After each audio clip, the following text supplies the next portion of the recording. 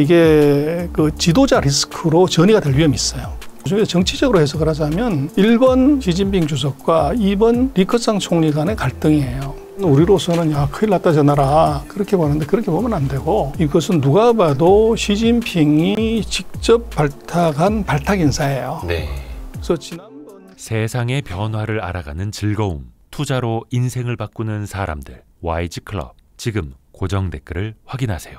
그러면 뭔가 이게 금융위기까지, 흔히들 이제 최근에 언론에서 보면 중국판 리먼 브라더스 사태 되나, 그렇죠? 중국판 리먼 사태 터지나 막 이런 식으로 헤드라인이 좀 자극적으로 써지는데, 그러면 거기까지는 좀 염려하지 않아도 되는 걸까요? 이제 저는 우리가 물론 이제 언론이 뭐 경종을 울리는 건 의미가 있지만 조금 식상한 게 두 가지가 있어요. 하나는 터졌다 그러면 리만, 서브프라임 이걸 자꾸 이제 얘기를 하는데, 그런 건 100년에 한 번 있는 일이에요. 네. 근데 2021년에 헝다가 터졌을 때 언론 검색해 보시면 똑같은 얘기 합니다. 근데 헝다 아직도 멀쩡하게 그냥 있단 말이에요. 예. 그래서 지금 같은 경우에 그 서브프라임 뭐 이제 리만 그러지만 중국은 부동산 파생 상품이 서브프라임이라는 게 없어요. 그렇죠. 그리고 두 번째는 이게 다른 나라 뭐 이런 쪽으로 파급이 돼야 되는데 중국은 외환시장, 금융시장이 개방돼 있지 않아요. 그렇죠.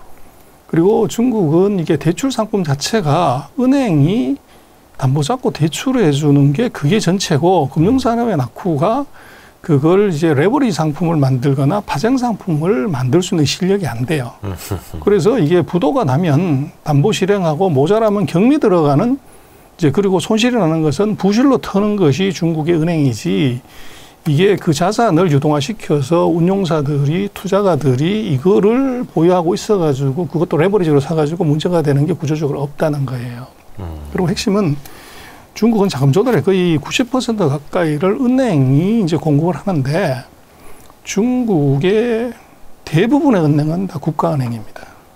그 재무부가 대주주, 우리가 알고 있는 공사은행 뭐 하는 이 은행들 전부 국가은행이에요. 그래서 그렇게 놓고 보면 국가가 부도나지 않는다면은 은행이 부도날 가능성이 중국은 없다는 것이고, 그게 아까 말씀드렸던 4가지 차원에서 미국의 서브프라임하고는 구조적으로 다르다. 그래서 함부로 막 중국판 미국하고 똑같이 갖다 붙이는 것은 이건 너무 과장이라는 거 있고, 두 번째는 곱하기 190의 과장이 있어요. 곱하기 191? 그래서 중국에 이제 예를 들어서 1조가 부도났다. 그러면 거기다 190 곱하면 190조 원이잖아요. 그래서 뭐 이제 한 3조짜리가 넘어갔다 그러면 600조. 예. 그럼 우리나라 국가 예산만큼이 저게 부도가 났다. 뭐 이렇게 막 얘기를 해요. 그러다 보니까 원 위안 환율. 그렇죠. 그래서 그렇게 가면 우리로서는 야 큰일 났다 저 나라 그렇게 보는데, 그렇게 보면 안 되고, 중국의 모든 수치는 나누기 10을 해서 보면 돼요. 나누기 10을 해서 봐라.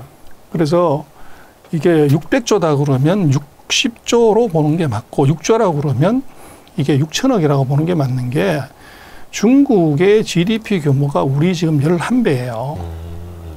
그래서 그걸 같은 이제 사이즈, 예를 들면 미국 같은 경우는 어떡하냐, 부채 규모가 얼마인데 그 부채에다 1300 곱해버리면요, 우리로서는 상상이 안 되는 금액이 나와요. 그렇죠. 뭐 몇 경 막 이렇게 나오죠. 그렇죠. 그래서 제가 볼 때는 우리나라 많은 언론에서 보고 있는 곱하기 190에서 한국의 이제 예산이나 뭐 이거하고 같이 비교해서 큰일 났다고 하는 거, 이거 틀렸다. 그래서 만약에 하나로 환산해서 얼마가 나왔다고 하면 그것이 한국에 주는 충격은 나누기 10을 해서 봐라. 곱하기 190, 그냥 환율을 곱할 게 아니라 GDP 대비로 봐라. 그렇죠. 사실 중국판 서브프라임 모기지 사태 정도 되려면 파생 상품 줄줄이 터지고, 은행들, 투자은행들 파산하고, 아무리 은행이 돈을 많이 갖고 있어도 절대 빌려주지 않으려고 하고, 국가가 나서서 믿으라고 해도 안 믿고 일단 내 돈부터 내놔라고 서로가 돈을 찾아가려고 하고, 그 정도 돼야 금융위기, 시스템의 위기가 되는 건데, 일단 언론사들도 결국 이제 클릭 장사이기 때문에 유튜브나 언론사나 비슷합니다. 우리도 썸네일은 자극적으로 써야지. 근데 사실 중국의 부동산 상황이 좋은 거는 아니잖아요. 저는 이 데이터를 보고 놀란 게 중국에서의 미분양 주택이 3천만 호, 우리나라는 뭐 7만 호, 뭐 10만 호만 해도 막 위험 신호다 하는데 3천만 가구가 어떻게 미분양일 수 있나? 그리고 비어 있는 이제 공실이 1억 채에 달한다. 그래서 1억 3천만 채가 비어 있다. 이게 상상이 안 가거든요. 이 정도면 진짜 중국 부동산 너무 큰 위기 아닙니까? 뭐 위기 정도가 아니라 끝난 거죠. 근데 이제 우리가 그 데이터의 원전이 뭐냐, 어떻게 계산했냐, 예. 이 버리파이를 해봐야 되는데 그건 안 하고서 그냥 이제 계속 인용해서 쓰는데 이 대표는 중국에 집이 전부 몇 채나 있을 것 같습니까? 전체요? 네. 14억 인구. 그래서 중국이 지금 이제 우리가 집이라고 하는 것은 시골 농촌의 집이 아니라 도시의 집을 얘기를 하는 건데 예. 그게 3억 6천만 채 정도 돼요. 3억 6천9백만 채가 가장 전체 집이요. 그렇죠. 예. 근데 그 중에서 1억 3천이 빈집이라고 그러면 그냥 이론상으로 이 세 채 중에 한 채가 집이 비어 있다는 거죠. 그렇죠. 근데 베이징, 상하이,深圳 어디 가보셔도 집 세 채 중에 한 채가 비어 있는 데가 있냐는 거예요. 그러니까 주요 핵심 일선 도시는 뭐 일선 도시건 이선 도시건 간에 그래서 시골 농촌에 우리도 다 비어 있잖아요. 네네네. 근데 이 지금 우리가 얘기하는 이 주택이라는 것은 사람들이 살고 있는 살만한 집의 얘기인데 그래서 예를 들어 농촌 지역에 뭐 비어 있는 집은 그건 의미가 없고 그래서 도시 주택으로 봤을 때 3억 6천9백만 채 정도인데 그 중에서 1억 3천이 비었다고 하면 세 집 중에 하나는 무조건 비어 있어야 되는데 이론적으로는 중국의 일선 도시, 이선 도시, 삼선 도시 가봤을 때 세 채 중에 한 채가 비어 있냐 이거예요. 그래서 그게 이제 데이터 검증도 안 해보고서 누가 하나 얘기를 하면 그냥 따라서 이제 그냥 계속 쓰는 거죠. 그래서 그건 엉터리다 그렇게 봐야 돼요. 근데 일단은 수치상으로는 중국 그 넓은 땅에 비어 있는 집이 1억 3천만 채는 있긴 있는 거잖아요. 그 뭐 산골에다 지어놨든 그럼 뭐 부동산 개발업체가 뭐 판단을 잘못했든 과잉 공급이든. 그래서 그 수치 자체가 누가 계산한 건지 어디서 나왔는 건지를 그걸 봐야 되는데 제가 볼 때는 그게 근거가 없어요. 근거가 없다고요? 예. 그래서 그게 아마 월스트리트저널인가 어디서 그렇게 얘기를 했다고 하는데 이 3억 6천만 채 중에서 1억 3천만 채라고 하면 네. 그것이 이게 뭐 도시건 시골에 집이 몇 채가 있던 간에 예. 도시의 집도 마찬가지로 적어도 그러면 도시 같은 경우에 4채나 5채 중에 하나는 비어 있어야 돼요. 네. 근데 중국의 도시에 그렇게 된 집이 있냐는 거죠. 다 사람들이 다 살고 있는데. 좀 과장이 됐다. 엄청난 과장이죠. 물론 비어있는 집이 뭐 2선 도시, 3선 도시에 과잉 공급이 있을 수는 있지만 그 정도까지는 아닐 것이다. 이게 사실 어떻게 중국 쪽에서는 미분양 통계 이런 거 안 나오나요? 있습니다. 그 재고 통계가 있는데 제가 볼 때는 지은 것이 보통 1년에 한 1,500만 채 정도 집을 짓는데 그 재고가 560만 채가 아마 작년에 데이터였던 것 같아요. 그래서 제가 지금 정확히 수치는 기억 못 하는데 네. 한 그 정도가 그 리저너블한 수치고 몇 억 채다 이렇게 얘기하는 것은 그거는 어떤 계산도 그렇게 나오질 않아요. 근데 일단 부동산 가격이 특히 이제 자산 가격이 좀 떨어지고 있는 거는 맞나요? 지금 이제 그것도 조금 구분해서 봐야 되는데 네. 1선 도시, 2선 도시, 3선 도시가 있어요. 우리 같은 서울, 부산 같은 대도시, 이제 그 다음 도시 이렇게 있는데 1선 도시는 집값이 이게 둔화가 된 거지 마이너스는 아니에요. 근데 우리도 서울도 뭐 집값 많이 빠졌다고 그러는데 서울도 집값이 마이너스는 아니잖아요, 지금. 네네. 근데 뭐 2선 도시, 3선 우리가 읍면 단위 가면 뭐 미분양 천지고 저게 집값 하락 무지 크죠. 그래서 중국이 2선 도시, 3선 도시는 하락폭이 굉장히 큰데 1선 도시는 뭐 아직은 플러스예요. 근데 전체를 다 합쳐서 평균을 내면 이제 마이너스가 된 게 거의 한 1년 가까이 되죠. 근데 어찌되든 간에 이게 사람들이 거기는 저기잖아요. 그러니까 땅은 국가 소유고 그렇습니다. 70년 동안의 임대를 하는 건데 그거를 이제 사고 팔 수 있는 거고 근데 그게 한동안에 몇 배 올랐다가 거기에서 거품이 좀 빠지고 있는 과정. 근데 사람들은 항상 최고점을 기억을 하고 전년 대비로 가치가 떨어지게 되면은 소비를 안 하게 되고 자산이 위축되고 있다라고 느끼잖아요. 그럼 결국 그게 실물 경기에는 좀 안 좋은 영향으로 나타날 테고요. 그렇습니다. 그래서 이제 그게 말씀하신 게 웰스 이펙트잖아요. 네. 부의 효과가 있어야 부의 되고 효과. 그다음에 월급이 올라가는 소득 효과가 있어야 돼. 그게 이제 그 시장을 활성화시키는 요인인데 최근 3년간 중국이 부동산 규제를 하면서 이제 일선 도시를 제한 나머지 도시에서 집값이 계속적으로 떨어지기 때문에 말씀하신 부의 효과가 사라지면서 그것이 소비에 충격을 준 거예요. 네. 그리고 대도시 마찬가지로 반대로 사면은 집값이 세게 오른다고 생각을 했는데 집값이 안 오르고 스테이블하게 1%, 2%에 머물게 되면 이자 내는데 문제가 생기죠. 네. 그래서 그게 지금 중국의 이 소비 생활에 이게 생각보다 이제 둔화는 바로 거기서 온 거죠. 그래서 그 이펙트가 지금 중국이 가장 고민하고 있고 부동산을 절대 죽이면 안 되는 네. 이유 중에 하나가 바로 괜찮습니다. 그건 것 같아요. 어허.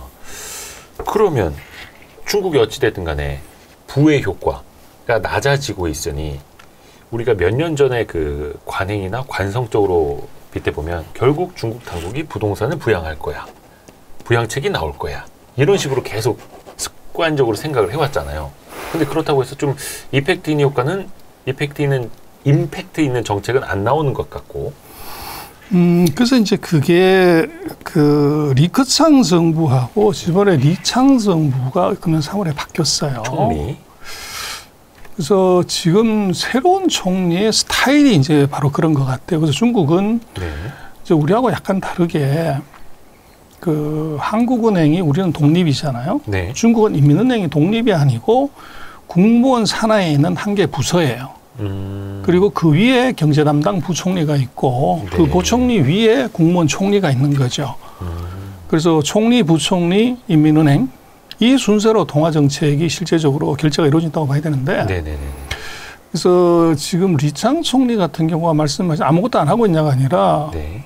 7월 17일 이후로 중국이 거의 하루 이틀에 하나씩 걸쳐가지고 경기 부양책을 내요.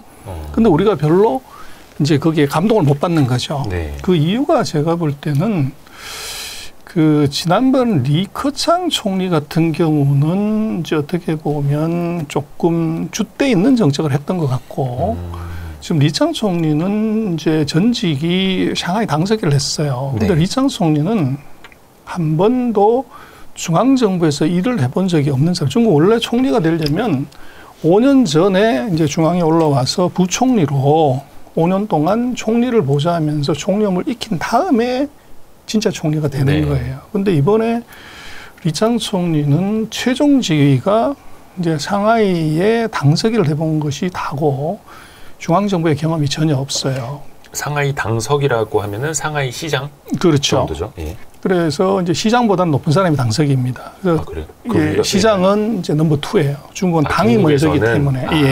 당이 먼저기 때문에. 그래서 그 전국적인 경제를 운영해 본 경험이 없어요. 네. 근데 이제 하나 우리가 참고해 볼 수 있는 것은 샹하이가 코로나가 퍼졌을 때 이제 우한도 그랬었고 뭐 시안도 그랬었고 바로 봉쇄를 해가지고 잡았는데 샹하이는 특이하게 일주일 동안 푸동 먼저 봉쇄하고 푸시 그 다음번에 하고 뭐 이런 단계적인 조치를 했었어요. 네. 근데 코로나가 그걸 이제 안 기다려 준 거죠. 그래서 푸동 막는 사이에 푸시가 확산이 돼서 난리가 났고 그래서 그 의사결정을 누구가 했냐면 바로 리창 총리가 한 거예요.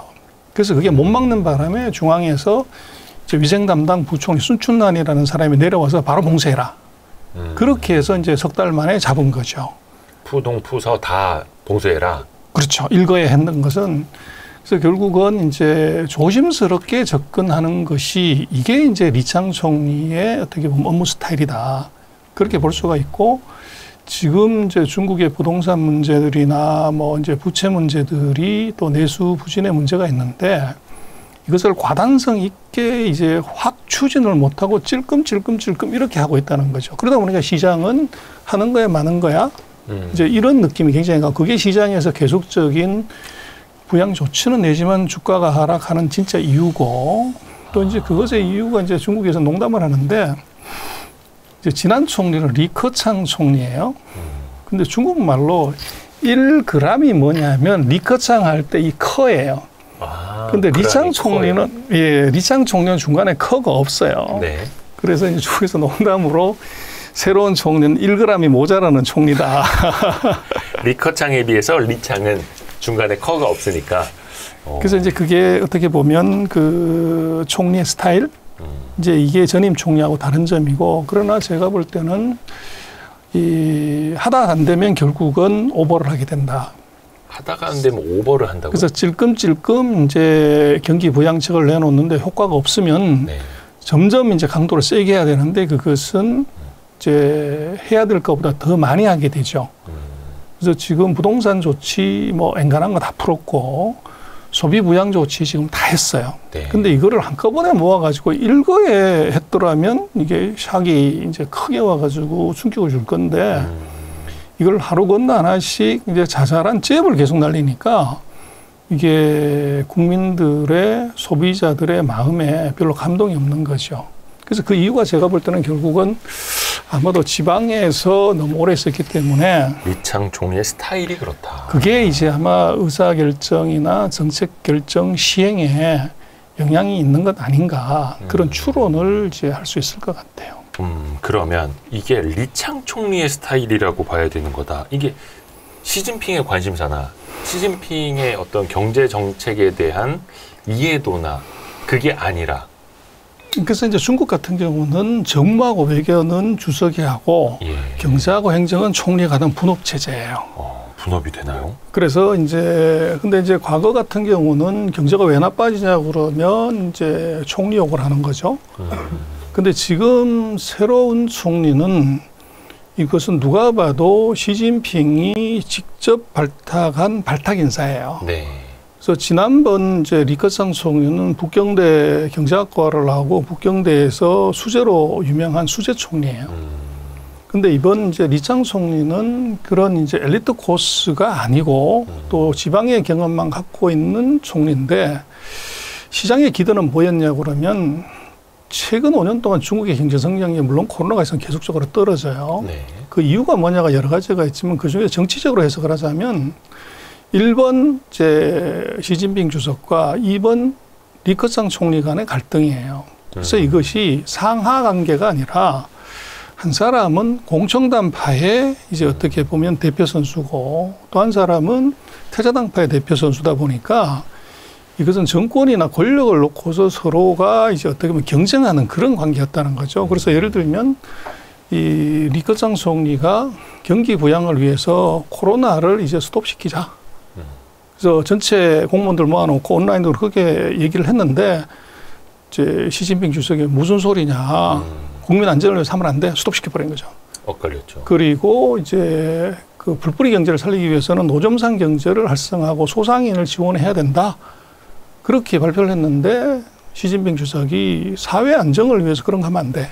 스톱시켜버린 거예요. 그래서 두 사람의 갈등이 이제 그 경제 정책에 있어서 많은 혼선이 있었고 그것 때문에 이제 경제가 영향을 받았다 이렇게 할 수 있는데 새로운 총리에 대한 기대는 이것은 주석과의 갈등 관계가 아니라 확실한 상명하복의 관계이기 때문에 네. 이건 실세 총리라는 거죠. 그래서 예를 들어서 뭐 회장님하고 사장님하고 싸우면 누구 편 들어야 되냐. 예. 오래 버티려면 회장님 편 들어야 되지만 예. 당장 인사고과 좋게 받으려면 사장님 편 들어야죠. 그래서 그게 이제 시진핑 리커창의 관계였다고 하면 지금은 이제 사장님하고 회장님이 한 몸이라고요. 그래서 지난 정부 같은 경우는 사장님과 회장님이 싸웠을 때 그 밑에 있는 상무들은 뭘 하냐? 아무것도 안 하는 거죠. 딱 엎드려 있는 거죠. 그렇죠. 그게 중에서 그 탕핑이라고 하는 유행어가 나온 게 바로 그것 때문에 그렇죠. 복지부동. 그렇습니다. 그런데 이제 새로운 정부에서는 그 관계가 없어졌기 때문에 정부가 액티브하게 이제 해서 좋을 거라고 생각했는데 뚜껑 열었더니 이게 이제 기대보다 영 못 미치는 거죠. 그렇게 되면 지금 총리가 뭐 능력이 부족하냐 실행력이 떨어지냐가 아니라 이것은 최고 지도자의 사람 보는 눈으로 이게 기결될 수 있어요. 그래서 이게 그 지도자 리스크로 전이가 될 위험이 있어요. 근데 중국으로서는 그거 절대 좌시 못하죠. 그래서 제가 볼 때는 아마 8월, 9월 달 두고 봐야 되겠지만 네. 아마 소비나 경기 지표가 나쁘게 나오면 경기 부양책은 계속 나온다. 언제까지? 수치가 좋게 나올 때까지. 부양책은 그러면 그러니까 시장이 기다리는 큰 거 한 방, 스트레이트 어퍼컷 훅이 아니라 잽으로만 나오는데 시장이 좋아질 때까지 이 잽은 계속된다. 그렇죠. 참다 못 참아서 끝에 가면 큰 게 나오게 됐죠. 지금 같은 상황이라고 하면.